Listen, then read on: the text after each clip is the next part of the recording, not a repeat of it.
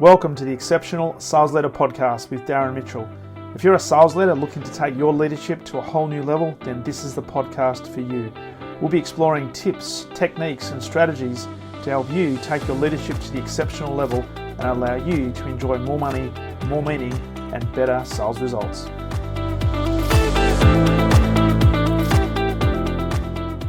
Welcome back to the Exceptional Sales Leader Podcast on what is middle of the week here in Australia. It's a beautiful summer's day, and I know I'm talking to a lady from Houston, Texas, which it's not summertime because it's sort of winter time. My absolute pleasure to welcome to the podcast today, Wesleyne Whittaker. Welcome. Hi, Darren. Thanks so much for having me. It's great. Looking forward to this conversation. We've been connected on LinkedIn for a little while now, and looking forward to having a conversation because you're also in the sales game. You're the founder and chief transformation officer at Transform Sales, and we're just talking about your upcoming book, which is going to be released on February 10, 2026, called The Sales Reset. Forget the scripts, trust yourself, and win consistently. And if you don't mind me sharing, you were telling me that you started to write this on the 26th of December 2024. It took you 5 days of intense writing to do it. But there was like months and months and months of editing. Yes. But it's perfect It's now. hard to at least for me, it's like I wrote all these beautiful words. Now you want me to change all my beautiful words that I wrote? Why? I love these words. Oh, the power of having editors looking at from different perspectives, the grammar, the story, the metaphors, the spelling, maybe even the Yes. structure. But Yes. hey, we'll talk about the book because I'd love to delve in a little bit about some of the lessons around that and how it relates to sales. Before we jump into the conversation, as I always do with my guests, love to know a little bit about your background in terms of where you came from, what what got you into sales, and particularly what led you to now work in a space where you're working with organizations and individuals and helping them in the sales and sales leadership space. Yes, so I am a recovering chemist. I started my career in the A petrochemical recovery industry. chemist. Recovering chemist. Yes. So I started my career in the petrochemical industry. I was a failure analysis chemist. So I actually had to figure out why plastic parts were breaking. So the salespeople would bring broken things into the lab and say, tell us what's wrong.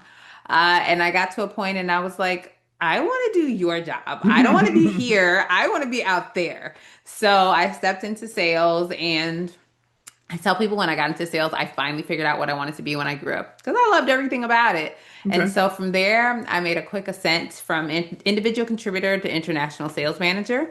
And as a brand new sales manager, I fell flat on my face. People were leaving. We were not hitting our numbers. And so I had to figure out what was wrong. And I figured out what was wrong, fixed that organization. And about 7 years ago, I stepped out on my own and I started Transform Sales. And we essentially do the same thing with organizations. We operate as an outsourced revenue operations partner. So we build strategy, we build process, we train people, and we ensure that the organization has the infrastructure they need to grow. Nice.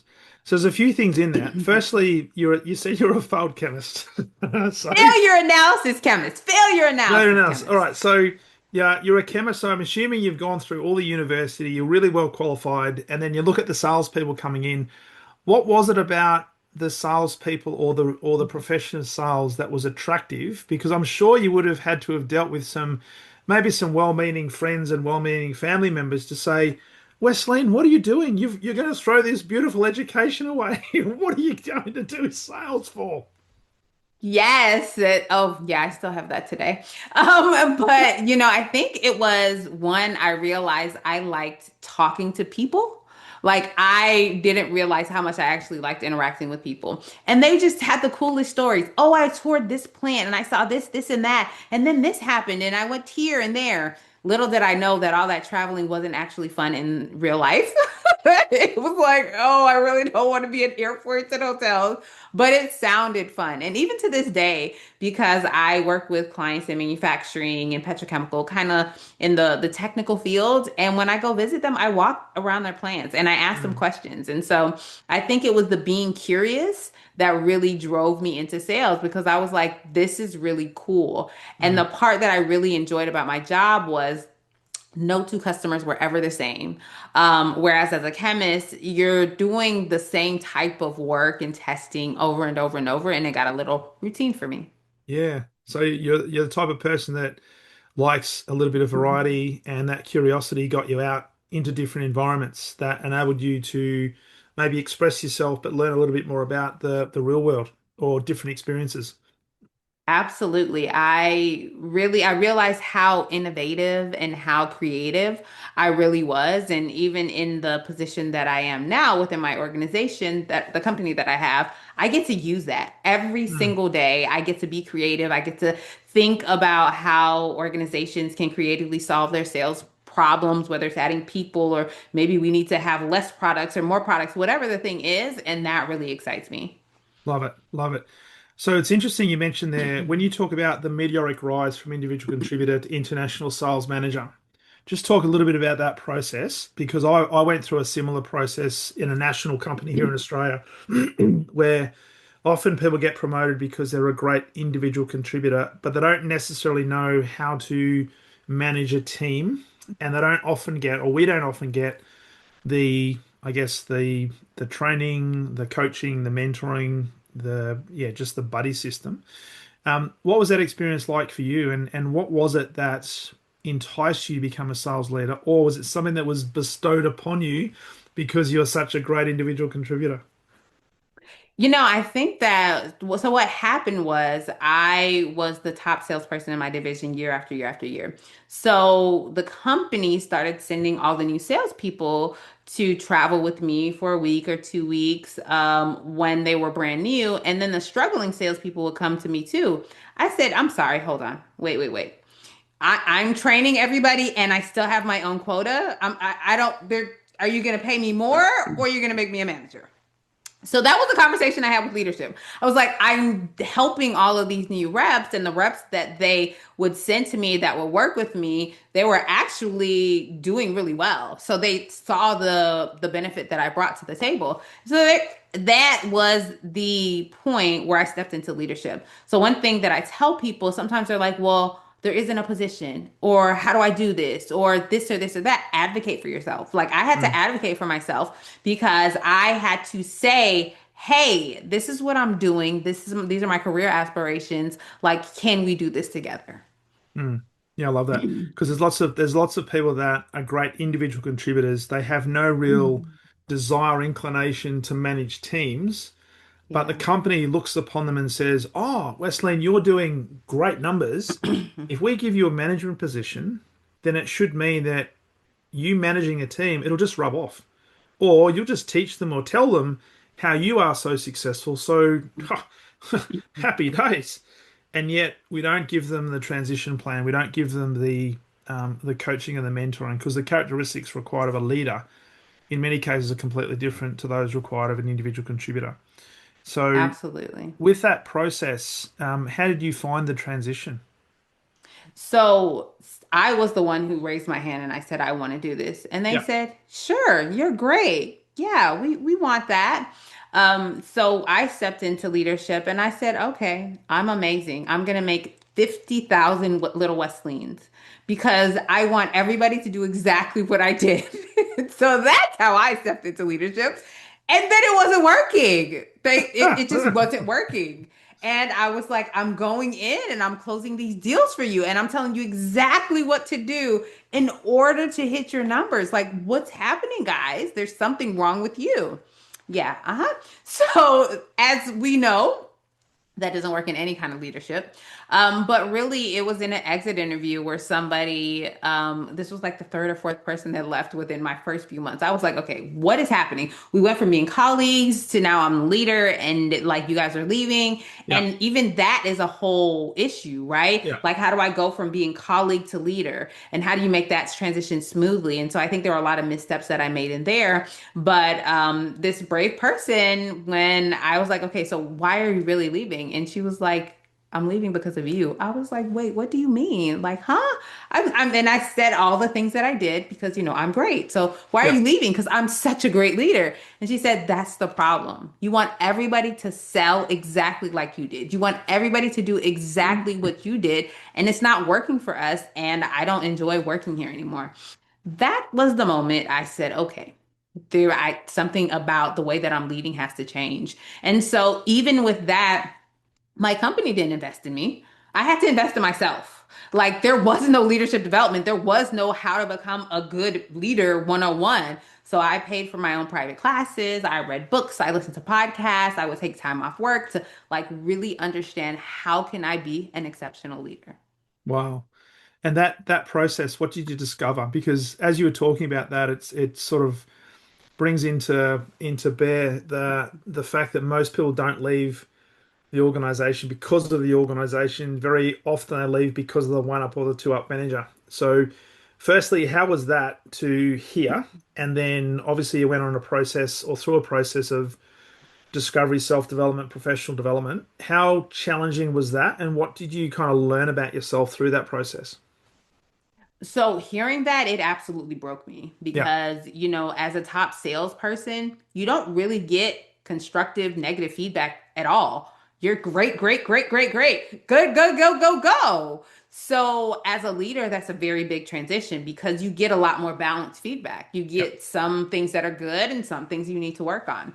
So I think that was the first time, honestly, the first time in my professional career that I was not good at something because I was a really good chemist. I was a really good salesperson, but I was not a really good leader. And that was the very first time that I had that happen.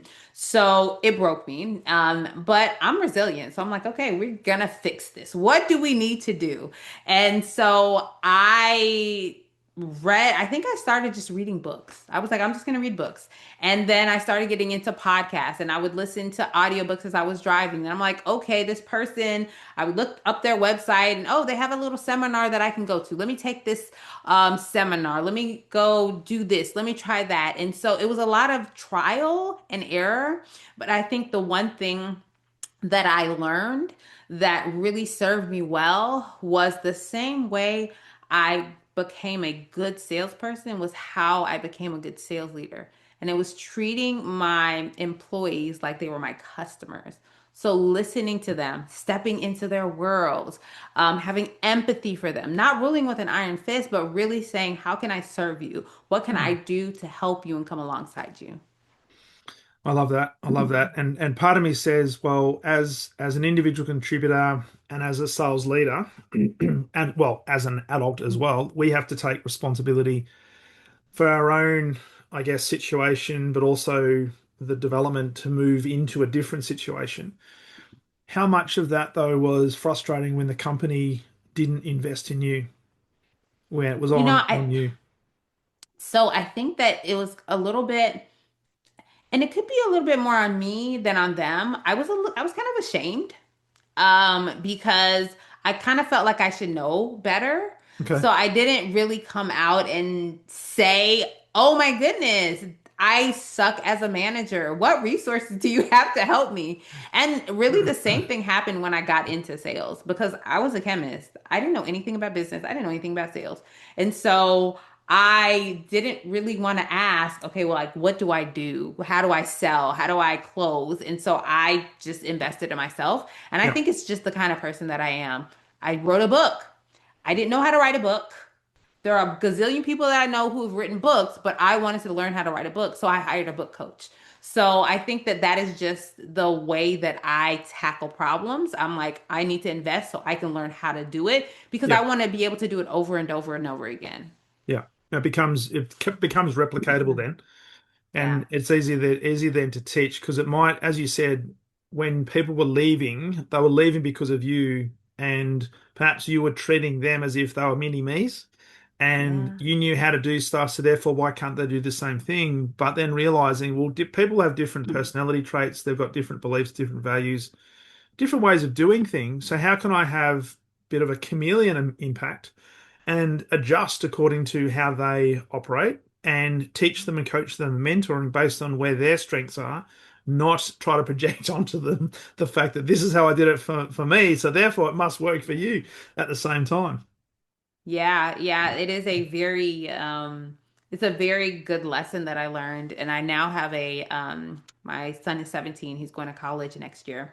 And I recently had, again, I invest in Wesleyne. So I did a session with a parent coach, and she told me the most profound thing. She said that your son is in this stage where he's going from you teaching and telling him to you mentoring and advising him. Yeah, And I think the very same thing happens when you're in leadership.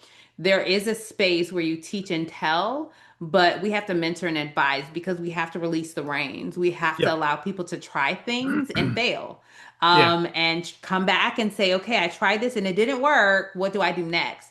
Other than ruling with this iron fist and never letting them fall. If we never let them fall, then they never learn how to get back up. It's such an interesting point, and I wanted to talk about coaching and training in the sales realm as well. But it's interesting when you have sales leaders who perhaps haven't been given the training, haven't been given the mentoring, that they're almost afraid to fail. So they put all this Mhm. downward pressure on their sales teams to get it perfect and almost create an environment where making mistakes is frowned upon. And it's not so much what the impact or the consequences will be on the salesperson. It's probably more a case of, well, if my sales team makes mistakes, how is that going to make me look as a sales leader in the eyes of my senior executives? So I'll try to avoid that as much as I possibly can and literally tell them what to do. And if it means that I have to come in and be the hero, then so be it, because I don't want to have to incur the wrath of my senior leadership team. But what does it teach them? It teaches them that, you know what, if it all turns to the proverbial, Wesleyne will come in, she'll ride her white horse, she'll save the day, and we're all good. Yes, yes. And when we don't allow people to learn from their mistakes, then they never get better. We are No, denying them the opportunity to learn. And when I work with sales leaders and I'm talking to them about their team, that's what I'm saying. I'm like, you are denying your employees the opportunity to learn. You yeah, doing everything, you fixing everything, you rushing in and saving, you are hurting them more than you're helping them. yeah, totally. I coming from a personal experience, I did that in the first 90 days of my sales leadership career. Now, even I spent 2 years before I was given the opportunity to run a sales team, getting ready for it's the sales leadership opportunity. So I'd created a philosophy, did it, I was prepared, right? But even then, when I was in the Mm, seat, I thought the best way to treat my team and the best way to build trust with my team was to get them to come to me with all their problems and all their challenges so that I could solve them for them, right? And what I was teaching them was codependency. And that nearly broke me. mm. And I had to get a coach and a mentor to say, "Hey, Darren, you're gonna burn out, and you're gonna push your team away, and it's not going to end up well. So we need to Mhm. start creating this thing of independence thinking. So when people have challenges, by all means, let's have a conversation, but I'm not going to give you the answer." And that Yeah. was really, really hard because all of a sudden I knew the answer. I wanted to give the answer, but I just had to resist giving the answer because it wouldn't serve the person because they needed to work it out for themselves.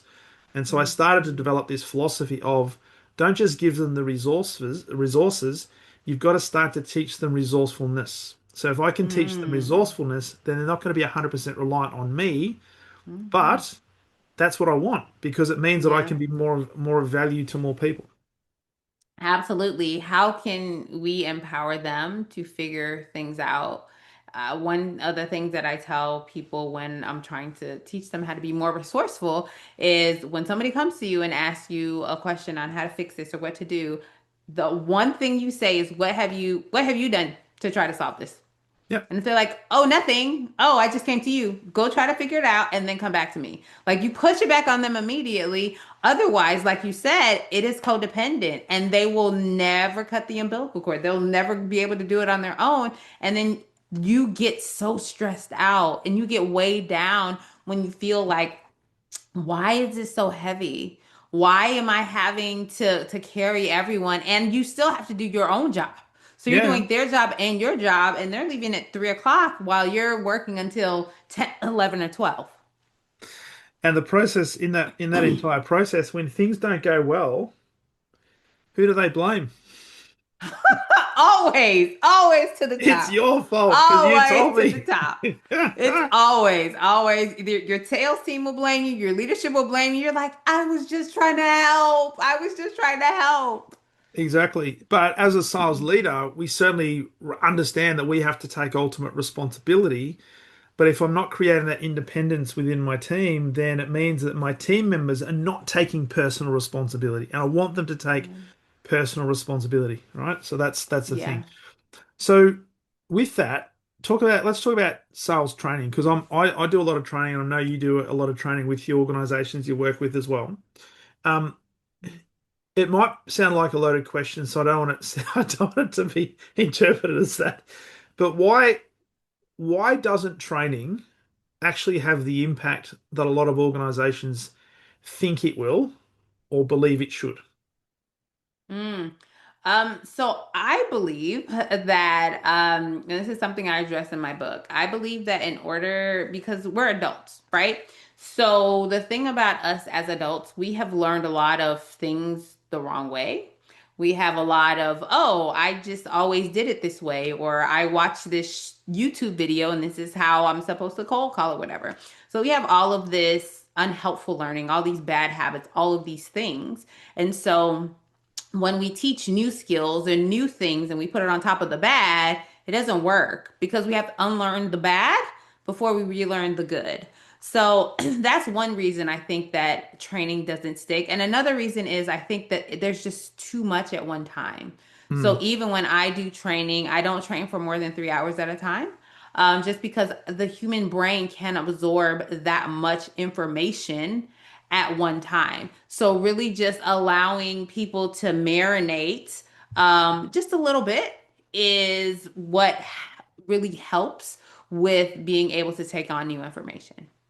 I love that. Having said that, full transparency, I often do full day face to face, and sometimes organizations want me to do full day online via Zoom sales Ooh. trainings, which is challenging. But I try to keep it down to 3 hours as well, just because of that reason. The other frustration that I have as well, and I'd love your thoughts on this, is when it comes to sales training in particular. An organization will say something like, "Hey, Wesleyne, we need to give our salespeople better training, whether it be in how to qualify prospects, how to close effectively, how to pitch more effectively, how to increase their level of influence, how to handle objections more readily." And yet the sales leaders don't go to the training. And a lot of those organizations think, well, Wesleyne, you're coming in, you're going to train our sales team for 3 hours or maybe a series of 3 hour sessions, and then they expect a miracle. So, and then they say, well, gee, that didn't work because our sales team hasn't got an instantaneous uplift in their performance. So the training must be quote unquote a failure. Hmm. My belief around, and I love your thoughts on this, my belief around training is any decent training has to be supplemented and complemented by coaching, mentoring, implementation, accountability, and follow up. Whether that be Absolutely. by me or us as I guess, the facilitators, but probably more specifically, the sales leaders who are going to work with these people beyond whatever the training does, so we can instill and build habits around a lot of the, I guess, behavior traits that we talk about. What's your perspective on that? What's your experience around that? Is it similar to mine, or have you got a different perspective? No, I 1000% agree. And for me, when I do trainings, I do some pre-training sessions, if you will, with the leadership team. And so let them know what their role is in the training. I was like, you are a student. Just like your salespeople can't be on Teams or their computer or Slack, you can't either. So you are a student for the time that we are training. And then I actually give them jobs. I'm like, I need you to pay attention to this person or this person. I ask them who their problem reps are. And I'm like, okay, tell me about this person. And I'll send them a note like, this person isn't participating. Like if this is a virtual thing, this person isn't participating. Do you want me to poke them? If Yeah. it's an in-person, I'll go to them during the break. Have you noticed that these two people are kind of chatting off to the side? How do you want me to handle that? Because I want them to feel invested in this, right? Yeah. So that's what I do before. And then I don't just sell training. I always sell 3 or 6 months of back end coaching for the sales leaders specifically because you're right. They're the ones who hold people accountable. They're the ones with them every single day. After we leave, they're gone. We're gone, but they're still there. So Yeah. it's really important to make sure leadership is invested and involved, or no training is ever going to work. It's funny you should say that because often when I get brought into an organization and the sales leaders are the ones that are sponsoring it, when I ask them, so you're going to be in the training as well, aren't you? So, oh, no, no, no, no, no, it's all needed from the sales team. So, no, you need to be in the training as well for that very reason. Because if you're not in there, what does it say? What does it say to the sales team if their one up or their two up sales leader is not in the same training? Hmm. Yeah. Yep. Impressions are everything.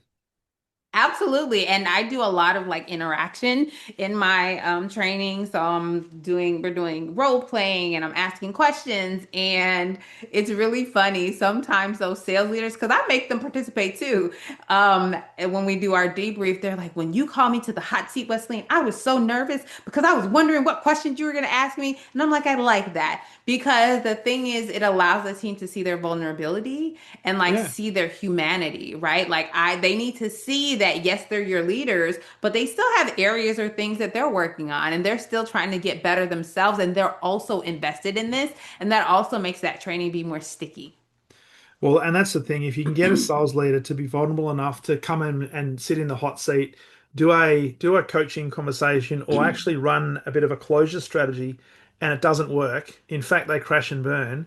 That can actually Mhm. give their sales team a lot more confidence than not, because it says, "Hey, this person's actually a normal human being. They're actually susceptible to making mistakes." And if the sales leader can own that and say, "You know what? Whew, I've got some work to do." Yeah, literally, they're like, "Ooh, wow! I thought I had this, but I need to do some work. I need to spend some time doing X, Y, Z." It shows their humanity, and I think a lot of times it's like, "Here's the sales leader, here are the salespeople," right? Mm, And so it's like the ivory tower up, sitting perched up high. Whereas we need to break that down a couple of notches, a couple levels, so that yeah, we are able to show them that yes, I'm your leader, but I was once a salesperson. And yes, I'm making you. And I also think it's like when you pull, because I work with a lot of field salespeople. And yeah. so when you pull somebody out of the field, when you're pulling them off their job for a day, 2 days, 3 days, whatever that is, you're asking them to do something that you're not doing. What does that say as a leader? Like, Mm, so my customers aren't that important, but your work is. And so I yeah. think that there's so much that we have to do as leaders to show our team that we're invested in the training. I love that. So with that, let's talk about the power of belief. And I want to delve into your book in a second. Thinking about sales problems, and a lot of people when they look at sales and they often look at the results, they think, you know what, we're not getting the results. So what are the behaviors that we're demonstrating? And often they'll look at how do we change the skill set of these salespeople so that if we improve their skill set, we'll improve their results.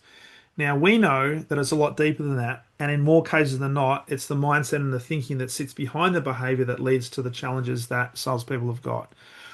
What are you seeing? And what do you see in the work that you're doing in relation to this issue? Because sales teams are not necessarily, and there's statistics out there that a huge percentage of sales reps are not making quota. And that has a detrimental impact on mindset and therefore has a flow-on effect potentially on results as well. So it's almost like a self-fulfilling prophecy. What's your take on this? And I'm not going to put you on the spot, but what's your solution? So I think that the crux of that is we can't build new skill sets on top of broken mindset, right? And when I say broken mindset, if somebody doesn't believe that they are worthy, if somebody doesn't believe that, if they don't know how to handle rejection, if they don't have the confidence to ask for more money than they make in a year, then they can't. It doesn't matter the scripts they get. It doesn't matter what training they get. If they don't have these core beliefs, nothing that you teach them will happen. And I think this is why a lot of companies, I think the last time I drilled into the data, there are tens of billions of dollars that are invested in sales training each and every year for companies. And when people talk about the return on their investment, they say 80% of the information is lost within 90 days. Yep. Like that is horrible ROI, right? And it's because we're trying to pump all these new skills. Call this way, ask these kind of questions, negotiate that way, do this, do that.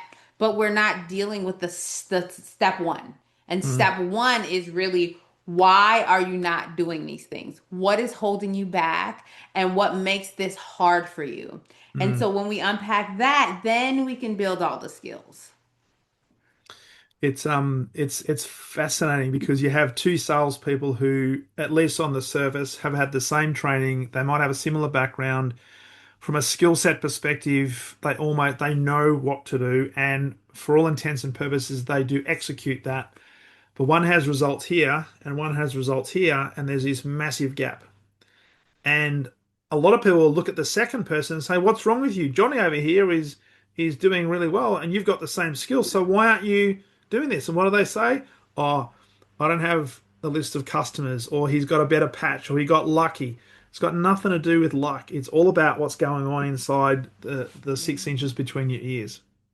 Yeah, and a lot of times if we peel back the onion and we dig deep, people are running away from something, whether it's a bad marriage or they're running away from grief or they're dealing with something personally. And I Yeah, think that even as leaders, it's our responsibility to peel back the onion a little bit and figure out like what is going on. If yeah. you have somebody who has been hitting quota consistently and they take a huge dip, like, don't just put them on a pip. Don't just bang them over the head. Ask what's actually happening because they could have a life-changing event, then they're not even saying anything about it. I worked with a sales leader one time and I found out that he was literally living paycheck to paycheck. And so every time his employees would come and ask for discount, he would give it to them. And this was really, really hurting their business because he was leading from a place of desperation. So in one of the very first sessions, I was like, you and your wife are going to get on a budget.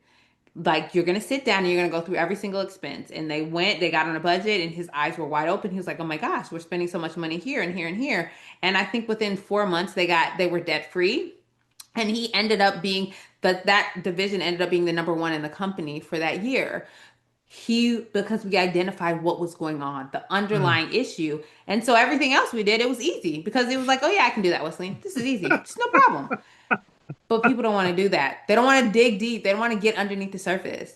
Well, because often they're afraid of what other people will think, or they'll think I'm not worthy, I don't belong, and therefore I'll just got to hold it as my secret and push through, right? And keep up appearances. Yeah. It's just be you, be a good human being, and it's okay. It's okay. Yeah. Be a So good let's talk about human. your book. You said to me before we press record, you started writing this on the 26th of December 2024. It's about to be released February 10, 2026. That's So when correct. people listen to this, it's probably January when people are listening to this now. So it's not too far away, and we'll give people an opportunity where to get it shortly. Can you talk to me a little bit about the catalyst for it? What was it that first of all drove you to write a book, and what was it about this particular topic, the sales reset, for getting the scripts, trusting yourself, and winning consistently? What was the driving force behind the book? So when I sat down to write a book, I didn't want to just write a how-to manual. Like I'm a really great sales tactician person. But there are a gazillion sales tactician methodology books. So I really dug deep and I'm like, well, what makes my training so different? What makes the organizations I work with like it's sticky? What is the thing that I do? And what I realized the thing that I do that sets me apart is the mindset work. And so really helping people uncover the things that are holding them back understanding how to move forward, understanding like I have to practice this skill. I actually have to do this thing. And also, I wanted to have a book that went from this is literally goes from A to Z of, hey, this is how I do competitive analysis, and this is how I do a prospecting plan, and how I handle objections, and how I negotiate. So it's a book that you can actually use as a manual to help you sell and also to overcome the things that may be holding you back from a mindset standpoint. Love it, love it. So this question might sound like, well, which one is your favorite child? So, so at the risk of asking a question like that, if you look at the book and some of the key topics and see key principles in there, is there one that stands out that is almost like your go-to that you would encourage people to look at first? Hmm. So the when you said that, the thing that came to mind was I have a chapter and all about writing your story. And in that chapter, I talk about really recognizing what things have helped you get to where you are today. So whether they're good things or hard things, but recognizing that all of the stuff that you've gone through in your life has helped you become a better you. And it's about celebrating your wins because I think that we don't do that as salespeople. Unless you close that deal, unless you have that purchase order, you are not celebrating a win. But we have to celebrate all the small things that happen throughout our life, all the small things that happen throughout your day, your sales career. So I think that's probably one of my favorite chapters if I think through it. Yeah. Well, it's interesting you say that because we hear all the time, and I've, being in sales leadership for many years as well, the same thing applies. You're only as good as the next sale you're going to make, right? So you might, and I've Yep. seen so many people who in one year they've been in President's Club, they've been the number one salesperson in the top five, and within 6 months of the new financial year, they're on a performance improvement plan, right? Yeah. Because Yeah. whatever happened. It's a really interesting thing. Um, you talk a lot about personal story, and there's something that happened for you in terms of a mindset shift that changed your sales career. Is that something that you're able to share? And is that something you put in the book? Um, there's so many. There's so many. Which, because I feel like you're driving for a specific one. No. I just noticed that there was a personal story about a mindset shift that changed the sales career. I can't even remember which one you're talking about specifically, but oh, because I like what I say, there's so many mindset shifts, so many things that I think about.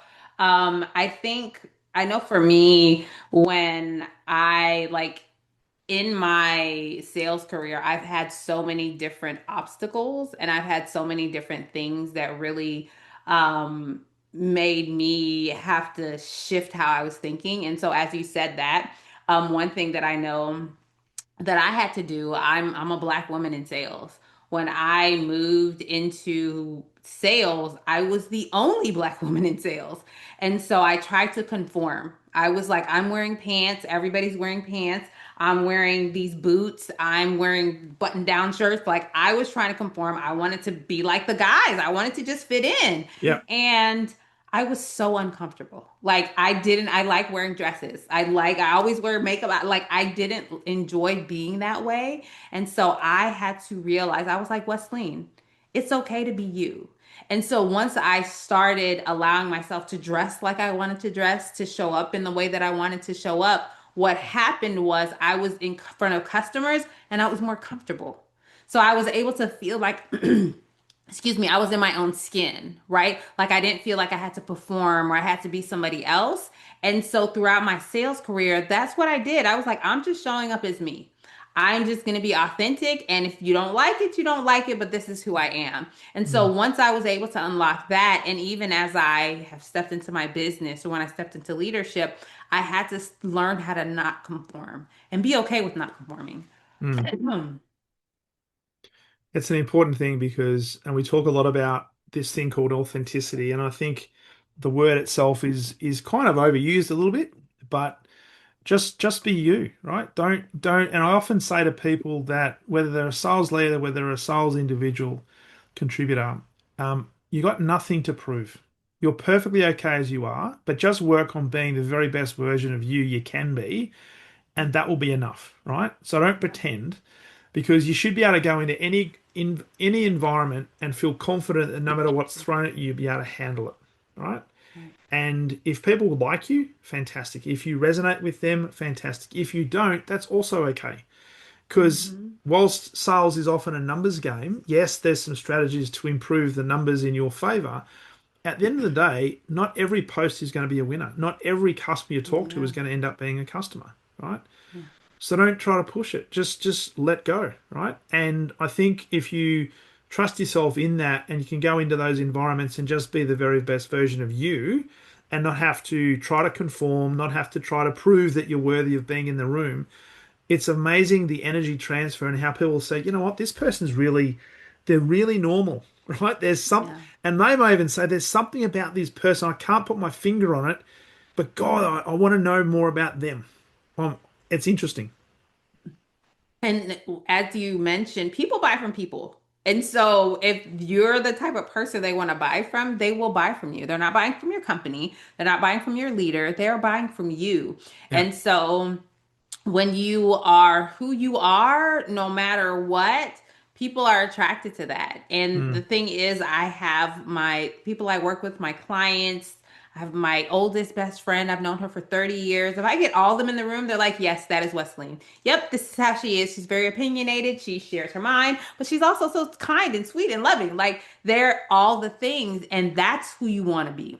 Yeah. You want to be the same person at home, at work, in front of customers, with your colleagues, because that is the way that you feel most comfortable and most safe. And this Yeah. also kind of goes back to what we were talking about in the book. It's about really focusing on who you are and remembering that who you are is perfect. Like, Mm. you may not be a perfect person, but you were created that way for a reason. So lean into it. Don't run Yeah. away from it. And don't apologize for Don't apologize. being who you are, right? So Yeah. if and I remember, who was it? I think the great Les Brown always used to talk about the time that he went into a a classroom looking for his friend and the teacher, and I can't remember the name of the teacher, but he said, "Mr. Brown, I want you to do this thing on the blackboard or solve this problem." He said, "No, sir, I can't. I'm not supposed to be in this class." And then he ended up saying, "Well, I can't because I think he said I'm intellectually or mentally retarded," because he'd been labelled that for a lot of his Mm. years in his early formation years. And the teacher then turned around and said, "Mr. Brown, don't ever say that ever again, because other people's opinion should never become your reality." And it stuck with Mm. him, and that's what and he's in his 70s now, and he still talks about that story. And so from a selling Mhm. perspective, don't let other people's opinions become your reality, right? Which means you need to Absolutely. know who you are, what you stand for, what your values are, what your standards are, and don't compromise them for anybody. Never. Yeah, like literally, like stand in who you are. Yeah, Learn to get comfortable in your skin. And when somebody tells you no, or when somebody tells you that, no, I decided to go with your competitor, don't personalize it. Like, yes, I said people buy from people, but people also make decisions based on their budget, or maybe they resonated with somebody else better, or I mean, I don't take exception to somebody telling me that my price was too high. Or wow, I got email from somebody recently. He was like, "Wow, what you charge? I've paid that for something that's 3 or 4 times as long." I'm like, well, you know what I can do in 90 minutes? It takes some people 10 hours. So I'm not apologizing for how I price stuff. Like, I'm just not. And I'm not lowering my price. And because at the end of the day, there are people who pay me that. yeah, So I'm okay with that. And I think that as people, we have to be okay losing some business, because when you lose business, it opens up the room for other good business to come in, right? that's it. So That's it. be okay with that, and don't just chase everything just because you're chasing your quota, you're chasing your number, you're chasing, because you'll always be chasing. Because you gotta know what your value is. You gotta know what you're worth, right? And ask for Absolutely. what you're worth, and don't Yeah. ever compromise on that. And I say this to sales teams all the time. Do not get into the discounting war because it's a race to the bottom. What is the value? And if customers are asking for discounts, if they're asking for discounts on this, they're going to be asking for discounts and other things as you go through the relationship. So set the standard up front that we're not discounting. It's all about the value, right? You want premium service, you're going to have to pay a premium price. You're going to pay a premium price because they get a premium value, right? And it's a long-term relationship, not short-term discount. Hey, Wesleyne, this has been a great conversation. Love to know for people who want to know more about you and connect with you, particularly where they can get the book. I know it's coming out in February. Where's the best place for them to connect and learn a little bit more about you? So the best place for them to connect is LinkedIn. Just at Wesleyne, just Wesleyne on LinkedIn. And for the book, there's a link on my LinkedIn that will take you to pre-order. And if you pre-order the book, you'll get some nice pre-order bonuses. You can start reading it right away. Nice. So I will put those in the show notes. Now, as we wrap this one up, and people are listening to this in 2026, what is some one thing that would be top of mind you want to leave people with as a bit of a like a supercharger for the year ahead? I think that what I would leave someone to kick off 2026 is I would tell them to make sure that they thoroughly evaluated what went well and what didn't go well in 2025 and really have a solid plan to what they want to bring into the new year and the things that they want to change. When you have a written documented plan, and this is outside of just this is my number or this is my gross margin or these are my KPIs, like these customer types were good. These customers suck the life out of me. I made a little tiny margin here. I made a lot of money here. Like really drill into the data so you know how to spend your time best in 2026. Love that. Great advice. So, what are the wins? What are the lessons? Where are the areas to focus on and double down on those things? They're going to maximize the return. Love it. Absolutely. Absolutely. So Wesleyne, hey, it's been great having you on the podcast. Thank you so much. All the very best on the release of the book. And I'll make sure that we put that in the show notes, and hopefully people will fall over themselves to order the book, pre-order the book, but also most importantly implement the lessons from it. So thank you so much for sharing and for being such a great guest on the Exceptional Sales Leader podcast. Thank you so much. You have a fantastic day and thanks for this interview. It was a great conversation. Excellent. Thank you.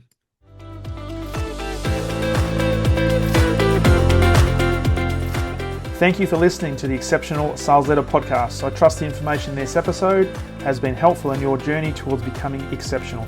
And remember, please take the time to rate the show, subscribe to the show so other people can find it. But also, if I can help you, jump on my calendar, go to leadwithdarren.com and let's have a conversation about how I can help you along your journey to being exceptional.